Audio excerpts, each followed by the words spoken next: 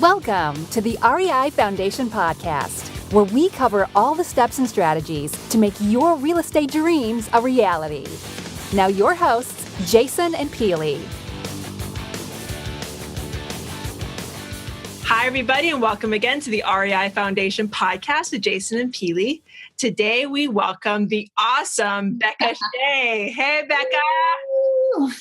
Hey, Beka. How you doing? I think I picked up this move from my kids. Like, I like dance. If anybody wants to see that move, you can also watch this on youtube.com/the REI Foundation. And Beka will definitely sound familiar. We had her on. There you go. There you go. More reasons to watch. Party. So Beka was on episode 22. She's in Chester County, PA, and just killing it with flips and wholesales. And back then you had an awesome system, and you've taken that system and basically put it on steroids. So welcome you back. We want to really dive into, I guess, give us a brief background on just where you were, and then we'll fast forward today. Yeah. So I've been investing for 4 years, and at really the beginning of this year, I started drinking the wholesaling koolaid. And mainly as a means to an end, because I wanted to rehab 1 to 2 properties every month. I needed to find those deals. I was having a hard time finding them. So I started marketing, and then we just kind of got a rhythm. So the first half of this year was spent marketing, like learning marketing, the different channels. And you guys know, but like for the listeners, I'm super data driven. And if there's a spreadsheet that can be built, I'll build it. And I'm always fighting that, urge to like not overanalyze. But so the first 6 months of this year were like, we started with 2 people, a lead manager who was going on appointments, and my project manager who was helping on rehabs. And then we had an admin person helping on the back end, and then we brought on an acquisitions person. They weren't the right fit. We let them go. And then it wasn't until like the end of the summer that my team really came together, and the marketing, I feel like I cracked the marketing nut a little bit, and we wasted a whole lot of money the first half of the year. So we'll do probably half of our profits in the last 3 months of this year for the year. That's awesome. That's amazing. I think I looked it up, like 100, we'll gross 175,000 for the last 12 weeks. So that's amazing. Yeah. And we have like 150 to 170 lined up for January. It's just like the machine, it took us, I'm serious, like 8 to 10 months to really build the machine, get the right people on the team, get them trained up, figure out how to manage people on my end. And now it just feels like we have a team meeting once a week, and I love our team meetings. I'm like, I don't know, there's just good energy, and we're also happy, and everybody's doing their thing, and it's awesome. So between now and then, what do you think is the key proponent to like really taking your business from then to now? Was it hiring? Was it systems? Was it?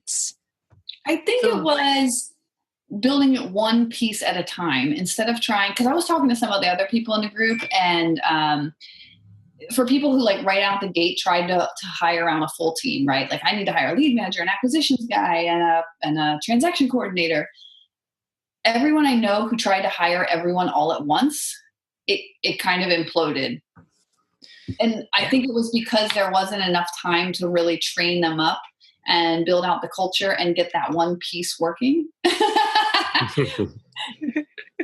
We're pointing at ourselves for anybody that's not watching. Yep. That's exactly what Jason and I did. Right? You get so excited. Yeah. So I, like my lead manager, he's been with me since the beginning. My project manager was my first hire 2 years ago because I was overwhelmed with the rehabs. Like I just needed someone to help take some of that load off. And then when I started marketing, I realized I hated answering the phones. So that was like the next obvious one. And so like he's been with me since a year and a half now, and he's really grown, and we've learned together. And then, a couple months after him, I hired the transaction coordinator to start her thing. So then we built out like her system, right? What's her handbook look like? What's her process? And then a couple months later, we hired an acquisitions person. And like by hiring them one at a time, it gave me time. Like hired and fired a transaction coordinator, hired and fired 2 acquisitions guys before I got to where I am. But if I had built everyone all at once, and I wouldn't have been able to know, is this person really good or am I failing as a manager? But if so in regards to your business, and I just want to ask about the culture. Did you set up your culture and say, this is how our business is going to run, or have you just let it organically grow as you've hired people?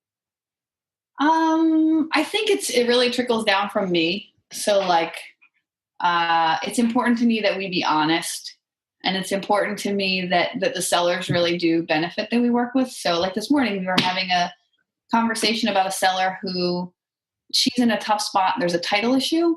There was somebody else on the deed who didn't have a will, and we're going through all that. And she was like, you guys are, trying to screw me over and you're lying to us. I said, we absolutely are not. Like, the money is sitting at the bank waiting for you, but we have to get this paperwork cleared up. But I said to my team today, I said, if she really feels like we're screwing her over, even though you and I both know this is totally not our fault, then let's let her go. And this is like a $20,000 wholesale fee. But I'd rather let it go than have someone out there who thinks that I'm trying to screw them over. And I think that just trickles down to everybody else. Like, when in doubt, are they going to feel like crap at the end of this transaction? Then it's not worth doing. No. So you want to make sure people walk away feeling like the best versions of themselves every time. Exactly. If it's not a win-win, then ideally you're not going to be able to build a great business, because then I guess your interests are going to lie in the wrong direction ultimately. Yeah. With your hiring and firing, that's sometimes the hardest part. Is I guess we Oh, I hate firing people. Yeah, it's tough, right? So give us some feedback on that. Wait, if you have the wrong person, how long do you wait to give them the option to maybe it's on us? Maybe we're not teaching them the right way. Maybe we haven't set up the right points, and we're asking this as a personal question, because we've done the same thing. We've failed in points of setting people up correctly, and then have waited too long to fire them. But a lot of it came back to us not having it set up correctly. So give us some guidance. Well, that's a really tough question. But my easiest fire was the acquisitions guy, the second one, who I said, hey, I'm going to give you all this training. Here's the training you need to do. We're going to meet once a week. We're going to go over all your appointments. And then if by the end of 8 weeks you haven't gotten 6 contracts, then we're going to have a conversation. And I said, you go on the appointments with him to start? I did at the beginning. And I had to, my end of the deal was that he had to have, I think, 8 appointments a week to go on, right? So that was how I knew that I was fulfilling my end of the bargain and getting him what he needed to show whether or not he could perform. So that was actually the easiest firing, because in my mind, it was completely clear. We had set the parameters from the start. Here's what success looks like. The harder ones are one where you don't, where like, I had to fire someone and I really agonized over it because it was good, not great. And I knew that he was trying the hardest he really could. And that was really tough. And I don't have any tips for that. It was awful. Yeah. But yeah, I guess your point is it's good, not great. And he will ultimately be happier because he's constantly going to have the finger pointed at him because he's not meeting the results you want. And ultimately, I gotta say, like, worse. The new, the next person that filled that role has been phenomenal. So it was kind of like, I knew it in my gut. I knew that better was out there. It was just getting over that scary hump. It's like dating, right? Into a nice, comfortable relationship. You're like, this isn't the best, but it'll work. It'll work. Yep. That's great. And then you find a rock star. Thank you. Yes. Oh, you're not looking at me. So grossing 170 back to real estate, which people care about. If you're grossing 170K in January, what does that make up? Is that flips, wholesales? What's the mix of that? We have 2 rehabs that'll close probably for a total profit of 50,000. So I love numbers, right? So I just ran my numbers for 2017. We averaged on our wholesales around 12,000, and we averaged on our rehabs, and that was 12,000 gross before I paid out commissions. On our nets, on our rehabs, we netted 23,000. So we next year are working on being the UPS of investing. like no left turns, just be super efficient. So I don't want to do necessarily more deals. We're getting around 1 to 2 contracts a week, which is awesome. I don't want to add more people to my team. I just want to keep the same team, and I want to try and bump that wholesale fee up to $15K, and I want to target $40,000 rehabs. Unfortunately, you've got me, because now you said that thing about UPS not making left turns. So every time I see a guy yelling, I'm making left turns, the UPS guy, I'm screaming at him, "You're not supposed to make left turns." Left turns. Is it now though? Because probably at this time of year, their systems fall apart. Yeah, well, it's just in my mind. It's like you don't realize it all until now someone points it out. Now it's like the car that you want to buy. You've never seen it before. Now it's everywhere. Well, that's what it is with UPS guys making left turns. I'm like, you're not supposed to do that. Yeah. Yeah, I think their software was optimized to avoid left turns, so they probably still have to make an occasional left turn. But yeah, you just totally derailed me. I don't know. Well, you know what? Let's get this train back on the rails then. Yeah. You are the queen of systems. Can you show our listeners and those people that are watching your magic board, please? I just put together this board. So it started off, I have a giant whiteboard.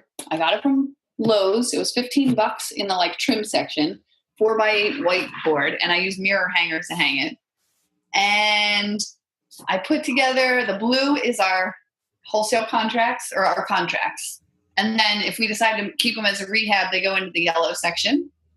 And then we're going to do the 12-week year starting in January. Listeners, if you have not read that book, you need to read that book. It's amazing.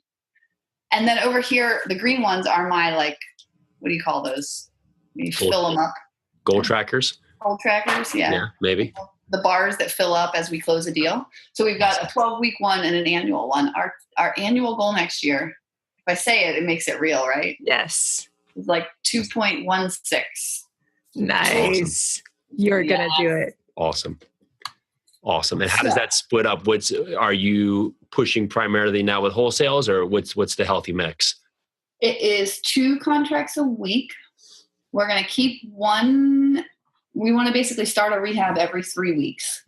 So 1.5 deals a month, 1.5 rehabs a month, and then 2 wholesales a week. So I guess that's a little bit more than 2 contracts a week. Some weeks we'll have to get 3 contracts. And my poor acquisitions guy, he's gonna crush it. Oh yeah, you're gonna crush it. So what does a rehab look like? Are we talking light touch-ups, full guts? I'll take anything as long as it has the profit spread built in. We're trying to get better at our rehab numbers. You guys know our last 2 rehabs have gone over budget by 15 to 20%, not a little bit. Yeah. And luckily we've still been able to make some money. One of them will make maybe 10 to 15. And the other one, just because this market is so great, we're listing it for $20K more than we thought we were going to list it for. So we'll still make 25 on that one, but you do the math. That was not going to be a good day. Yeah, no, we completely understand that. We had a couple of flips go south, not too south. We still made money, but it wasn't the amount we were supposed to make. So it sure wasn't enough for the amount of time you put into it, right? You're exactly. I made $2 an hour on that one. Yes. And then the difference between flips and wholesales, if you don't make that money on the flip and you look at the wholesale deals you're doing, it's wow, I did about a month maybe worth of phone calls and paperwork, and I didn't have to talk to a contractor for this wholesale fee. And it's the same as the flip that I just did for the last 9 months. Mm-hmm. So yeah, we understand. But to be fair, I spent $60,000 on marketing last year that resulted in 0 contracts in two marketing streams. So There's that downside to just wholesaling all the time. Yes, there is a downside. So what's the kicker? What's your strong force with marketing right now? Where would you suggest either people start, or what's something that if someone was looking to do their first mailing campaign is a good direction for them to head? I ran all my numbers. Yeah, I told you I love spreadsheets. So for marketing in 2017, our cheapest dollar per contract was bandit signs. We spent maybe $10,000 on bandit signs last year, and that yielded us about $90,000 in profits. Wow. So it was $1,000 per contract. That was nine contracts, $10K assignment fees. So all the way up to, probates did not do well for me this year. And of course, check your county, cities, and all the other jazz for bandit signs, so you don't get fined and all the other jazz that comes with it. Here's a little, I guess, a tip for everybody out there. I don't know if you're answering your own phone calls, but when the bandit sign phone calls come in, I don't let my lead manager actually answer them, because that might be the city and county calling. You let it go to voicemail and then you call them right back, just to make sure. We just say, we buy houses, and then they say, hey, where are you out of? And we say, oh, we're a national company. Sorry about that. But I mean, the thing is, once a township calls us and they're like, these are not cool, we're trashing them all, we're like, oh, we're so sorry. We don't put them back out there. So, but there's a lot of townships around here that just don't care. Got it. So bandit signs were my best. And then my second best was postcards, which was a slow start to the year. We did not make money at the beginning of the year on them, but we ended the year strong. And then pay-per-click has been kind of consistent, although I'd say postcards were at around $3,000 in marketing per contract, and pay-per-click we were around $4,000 per contract. So I know some people are crushing it and they're only spending like $1,500 per contract or $200 or $2,000. Across all my marketing channels were in the $3,000 to $4,000 range. That's amazing. Again, Beka is the queen of systems, the queen of and another thing she's a queen of is recommending books. Every single book that Beka recommends, I pick up and I read. So give us some book suggestions, Miss Beka. I just bought one for my team. I don't know what it's called. It's called the Productivity Challenge or something. It's got a blue cover and a swooshy sign going up. So my team, the consistent feedback I was getting from them was that, time blocking, right? They all have these things that they know they have to get done and they need to set time aside for it, but then they get caught up putting out fires. And that was a constant wish. So every week they'd be like, oh, I wish I was better about my time. So that's what we're focusing on for our 12-week year next year. Great. And so I bought everyone on my team this book. I went on Amazon or Goodreads and I Googled productivity books, and this one got good reviews. I'll send you the name when I figure it out. That's great. We'll put it in the show notes. That's what we need. That's part of my day is putting out fires, and I'm trying to slowly calm that down, because that has been years of it, and it's getting less and less. But it's a painful release. Right. Wouldn't it be nicer if you controlled your day instead of your day controlling you? Exactly. Yep. And with contractors, sometimes it's 6:30 a.m. It's there can't be anything this wrong at 6:30 a.m. There just can't be. It can wait till 8:30. Exactly. Yeah. If it's that wrong, you should have called me last night. So. Yeah. So let's take a look into your future, Miss Beka. Let's take a look into where do you see your company going? And I don't want to put a timeline on it. So give us a timeline. Well, Beka has it tracked out to about 2036. So we probably stretch it out a little bit. So see what we can get to. No, that's so we set goals for next year. That the 2.1, which means that we have to do $175,000 a month over our 10 deals or so. And that's being super efficient with both our marketing and our costs. Ask me in a couple months if that was realistic. My picture perfect in John Martinez speak is, to empower my team such that they are operating almost autonomously and that they are accountable to each other. So I was just toying with this idea of kind of accountability partners within the team, like maybe the lead manager and the acquisitions. They each have a call once a week, or dispositions and project management, maybe, right? Like, hey, how are you going on your stuff? How are you doing? I'd like to have a COO by the end of the year. Nice. That's kind of it.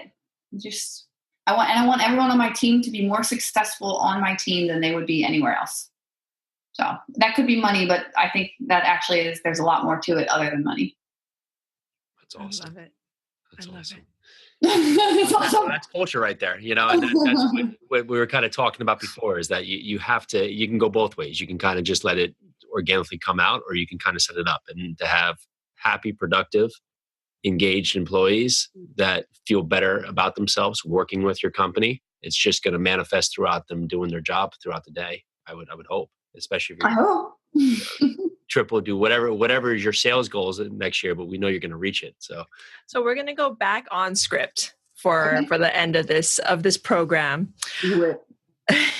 So what steps would you give somebody new to real estate as vital pieces for somebody to like start their journey into this wide world called real estate? Some action steps. So I think the very first thing I would do is pick one avenue in real estate and become the expert at it. Because I think it's too easy to get distracted by like 19 channels. And once you build a foundation, I think we've talked about this before, right? Like once you build a foundation in one area, it's much easier. And you know what happens is as you're building a foundation in one area, you're still like osmosis learning about the other areas. So I'd say pick one area, learn everything you can learn about it, and then go do it. Nice. How do you make that? One way. Assume that for 8 months after you seriously start, you're not going to make any money. Fair. That is fair. So to keep people from trying to learn everything and never getting started, when is a good time that you at least have, when would you say that you've done enough, just get going? I don't know, Jason. we just see people and they're always stuck in the learning curve. Well, I just don't know enough. And it's like, well, you don't have to know everything. You have to get going. Like, I think people think they need to figure out the whole thing. I know I'm guilty of this, but a kind of side benefit to, I was telling you about the dispositions marketing. We hired a company to handle our marketing on dispositions. And he's been doing such a great job at it that other investors in the area, like especially newer ones, have come to us and said, hey, do you want a JV on these deals? Right? So like these people went out, they did their own, this like one we just worked with a girl on. She did her own marketing. She sent out letters. She went and talked to a seller. She locked up the contract. She tried to sell it on her own. She couldn't do it. So she came to us and we utilized our expertise on the back end and we just locked it up and we're going to make 17 grand on it. So she'll get 8.5 and we'll get 8.5. And she really, all she did, all she needed to know to get started was who should I send some letters to and what do I say once they call me? Awesome. And then, and now she'll learn this from us and her next one, she'll get a little bit further in the process and a little bit further and she won't need us eventually. So that's awesome. I mean, that really tells you a lot about like the type of person you guys are by just, you guys did make a profit, but you're helping somebody out. You're helping another investor out that's in your neighborhood. That's amazing. I mean, that's a testimony to your ability and your mentorship. So that's amazing. And that's the reason why we have Beka on, because I asked Beka to be one of my mentors in this wider program that we're part of with Justin Williams. You make me very uncomfortable. I'm blushing. I'm coloring my sweater now. Well, with that mentorship idea in mind, what are some words that we should live by? Do the basics well. I mean, that's my mantra. Do the basics well. Don't get distracted by shiny objects. Sorry, guys. You guys get distracted by shiny objects. We are a shiny but object. You've gotten much better past year. Yes, So I'm always like this, but I've gotten better at, holding off or at least trying to get other people to run with the idea. And then I can fish as I want with it. And Jason's actually programmed me to say, okay, baby, as long as the numbers work. As long as the numbers work. Oh my God. If the numbers work, then yes. I'm like, okay. Challenge accepted. Beka, if our listeners out there want to get on your buyer's list, talk more about your latest book, how is the best way to find you? That's a great question. So my buyer's list is bekasdeals.com. Sign up and get all the text blasts. I think we sent out 3 today. I'm sorry. We had a little bit of a backlog. Or Beka at SellYourPAHouse is my SellYourPAHouse.com is my email address. Email is the best way because I try and get through all my emails once, at least I tried every day, but now it's like every 2 days. So Wow. usually you'll get a response eventually if you email me. Amazing. Great. Well, Good. thank you so much for being on the show, Beka. Yeah. Thank you. Awesome. Bye, guys. Have a very, very Merry Christmas. I don't know when this is coming out right now. Merry Christmas to you too. Bye, guys. This is Jason and Peely for the REI Foundation podcast. Thank you again to Beka Shea for being on our show, and so grateful for everybody for listening. Thank you so very much. You have a great day. Bye now. We appreciate each of you listening to our show. And if you like what you hear, please go to iTunes and leave us a 5-star rated review. 5 stars. And give us some questions on Facebook. We'd love to have your questions answered by our guests on some of our next show. You can find us on Facebook at the REI Foundation Podcast with Jason and Peely. Thank you so much. Thank you. Thanks for tuning into the REI Foundation Podcast. Check back next time for more awesome tips and strategies to launch your new you in real estate.